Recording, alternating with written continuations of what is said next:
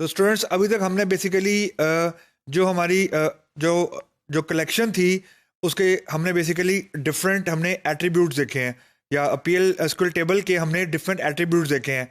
And we have discuss के हर attribute को हमने इंडिविजुअली देखा है कि how much important that particular attribute is.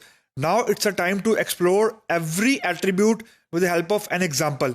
तो मैंने इसको इस तरीके से डिज़ाइन किया कि हम अब एक एग्जाम्पल नहीं करेंगे, हम बेसिकली एक एग्जाम्पल से स्टार्ट करेंगे and I will be extending the same example by using different attributes, ताकि आपको हर डिफरेंट एट्रीब्यूट की यूटिलिटी समझ आए। तो इसका वर्क फ्लो ऐसा होगा कि हमारा कोर जो कोड है वो हमारा कॉमन रहेगा, और जो फंक्शनैलिटी है ताकि आपको हर एट्रीब्यूट की फंक्शनैलिटी आपको नजर आए separately, I will be extending my base code. तो बेस कोड को मैं फिक्स रखूंगा और उसको मैं एक्सटेंड करता जाऊंगा टू हम चाहे उसके बाद हम हर जो हमारा एट्रीब्यूट है उसको एक्सप्लोर कर सकें। So let's start with the first code.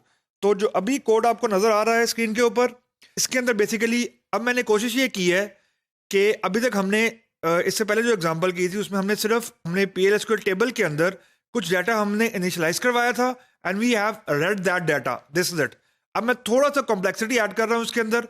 Now what I will be doing कि अब मैं बेसिकली कर्सर बना के उसका डाटा मैं लोड करूंगा पीएल टेबल के अंदर, and then I will try to display you, ताकि आपको थोड़ी सी कनेक्टिविटी नजर आए between the way you can read multiple rows from database table using cursor, and then how you can load the multiple rows which you have read from database table into your local variables. Now this way around local variable आपका basically एक ही होगा क्योंकि वो PL/SQL table है।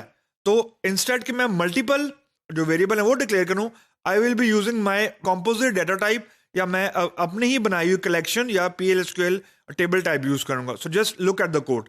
Declaration section में मैंने basically ये cursor बनाया और मैं लिखा cursor C1 is select E name from emp where sal is less than for example 3000।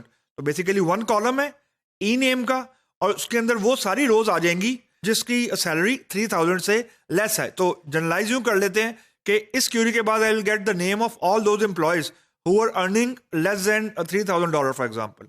उसके बाद मैंने एक टेबल बनाया, type C2 is table of emp dot E name a percentage type, यानी मैंने C2 टाइप का एक PL/SQL टेबल बनाया।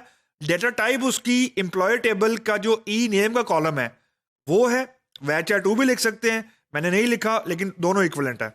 Index bye binary underscore integer, तो हमारा जो इंडेक्स होगा it will be a numeric one, लेकिन क्योंकि हमने ये डिस्कस किया हुआ कि जो PL/SQL टेबल है इट इज डायनामिक, तो मैंने कोई एंड साइज नहीं दिया, it's basically a very large index array. तो जो इंडेक्स है वो बाइनरी अंडरस्कोर इंटीजर यानी बेसिकली एक नंबर टाइप का है। उसके बाद मैंने C3 टाइप का, यानी C3 मैंने एक नया वेरिएबल डिक्लेयर किया, उसकी डेटा टाइप है C2 जो मैंने अभी टेबल डिक्लेयर किया है। तो ये वाला टेबल बेसिकली मैंने जो अभी डिक्लेयर किया है, ये वाला टेबल इसकी तरह का बेसिकली मैंने एक वेरिएबल यहां पर डिक्लेयर कर दिया। This is the only way how you can use PL/SQL table. उसके बाद मैंने एक लोकल वेरिएबल डिक्लेयर किया काउंटर के नाम का, and then let's see begin. तो अब बिगिन में अब मैंने बेसिकली एक फॉर का लूप लगाया फॉर आई इन C1 मेरा कर्सर है, इट्स नॉट PL/SQL टेबल, ये कर्सर का नाम है C1, और आई मेरा एक लोकल वेरिएबल है। तो जो C1 के जितने कॉलम थे वो मैंने लोकल वेरिएबल आई में लोड कर लिए। अब उसके बाद मैंने कहा counter colon equal to counter +1। अब जो आई है उसके अंदर C1 के सारे कॉलम आ गए, यानी now all the columns of this cursor will be loaded here. इसके अंदर अभी हमारे पास सिर्फ ई नेम था, C1 के अंदर हमने बेसिकली एक कॉलम रीड किया हुआ है। उसके बाद मैंने काउंटर के अंदर 2 का इंक्रीमेंट किया, and then I have return look at this C3 bracket of counter colon equal to I dot E name. अगर फर्स्ट रो में ई नेम में लेट्स सपोज अली पड़ा हुआ है, तो यहां पे हमारे पास एक C3 के ऊपर एक इंडेक्स क्रिएट हो जाएगा 2 का, क्योंकि जो काउंटर की वैल्यू वो 2 है और यहां पे वैल्यू लोड हो जाएगी अली। तो C3 के सेकेंड इंडेक्स के ऊपर अली को लोड कर लिया हमने, लेकिन ये देखें कि इंडेक्स 0 से स्टार्ट नहीं हो रहा, इंडेक्स स्टार्ट हो रहा है 2 से। That's the difference you guys need to understand. ये C वाला इंडेक्स नहीं है, यानी फर्स्ट टाइम इंडेक्स 2 है, फिर 4 है, फिर 6 है, एंड सो ऑन। और उसके बाद मैंने DBMS को आउटपुट कर दिया, एंड सो ऑन।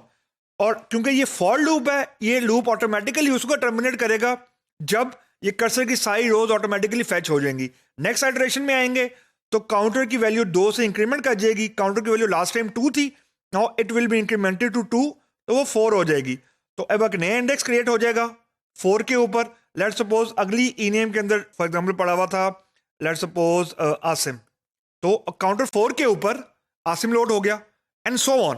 तो अब आप देखें कि मैंने कर्सर का डाटा लोकल एरे के अंदर यानी C3 में मैंने सारे का सारा डाटा लोड कर लिया, और मैं इस DBMS को यूज करते हुए मैं कर्सर का data using PL/SQL table display करवाता जा रहा हूं। Now that's the beauty of PL/SQL table कि I have just used 4 line of code basically for counter C3 DBMS, और पूरे का पूरा डेटाबेस के जितने भी कॉलम है, अभी फॉर एग्जांपल C1 जितने भी कर्सर के अंदर कॉलम है वो मैंने लोकल PL/SQL टेबल में लोड करवा लिए हैं। So that's a basic example to start with.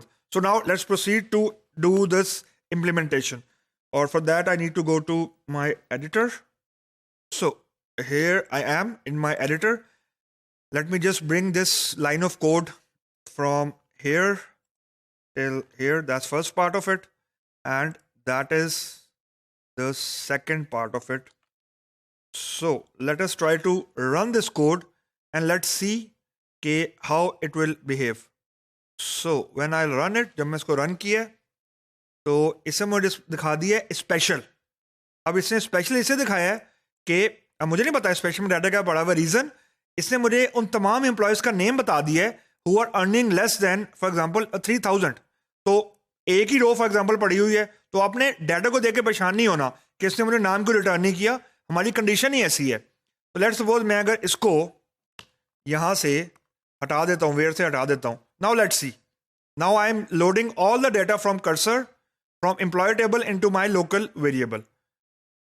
तो अभी देखें सारे का सारा डाटा यहाँ पे डिस्प्ले हो गया, किंग, ब्लेक, बेसिकली ये वाली चीज डिस्प्ले हो रही है। लेकिन इसमें जो इंटरेस्टिंग बात है वो ये है कि मैं अगर आपको just to add some ingredient to the code, मैं आपको साथ साथ काउंटर की वैल्यू भी डिस्प्ले करवाता जाऊं कि काउंटर की वैल्यू या इंडेक्स जो हमारा क्रिएट होता जा रहा है वो क्या है, तो आपको थोड़ा सा और यू विल गेट एक्साइटेड कि ये क्या हो रहा है। तो अब देखें इंडेक्स की वैल्यू 2 है, 4 है, 6, 8, 10, 12। अब ये बेसिकली हम किसी और प्रोग्रामिंग लैंग्वेज में ये लग्जरी हमारे पास नहीं है कि हम इंडेक्स अपनी मर्जी का क्रिएट करें। मैंने यहाँ पे 2 का गैप डाल दिया है यानी काउंटर के अंदर। अब आप 3 का कर दें, 10 का कर दें, इसमें कोई रिस्ट्रिक्शन नहीं है। 0 देखें हमारा इंडेक्स क्रिएट ही नहीं हुआ, we don't have a 0 index actually. So that's a very big difference when we compare it with other programming language. C में तो आप 0 के अलावा इंडेक्स से स्टार्ट कर ही नहीं सकते। तो मैंने 0 के इंडेक्स बेसिकली यहाँ पे क्रिएट ही नहीं किया। लेकिन मैंने एक्चुअली अब क्या किए, सारे के सारे जो रोज हैं एम्प्लॉय टेबल की यूजिंग दिस कर्सर मैंने लोकल एरे के अंदर मैंने लोड कर लिया। अब लोकल डाटा मेरे पास आ गया, now I can do whatever manipulation what I want to do. तो बेसिकली अब मैं डेटाबेस के टेबल से अपने आप को डिलीनिएट कर लिया by loading the complete row into my local variable। अब ये persistent है, यानी ये लूप के बाद भी ये एरे मेरे पास मौजूद रहेगी। लोकल वेरिएबल के केस में ये नहीं हो रहा था। लोकल वेरिएबल के केस में लेटेस्ट वैल्यू ओवरराइड कर देती थी बाकी वैल्यूज को, इसमें ओवरराइड नहीं हो रहा। Now I have the persistence data with me array की फॉर्म में। अब मैं अपने प्रोग्राम में इसको यूज करूं, I can manipulate it, I can use it, I have that luxury with me now. So that's the first program to start with a more example to follow.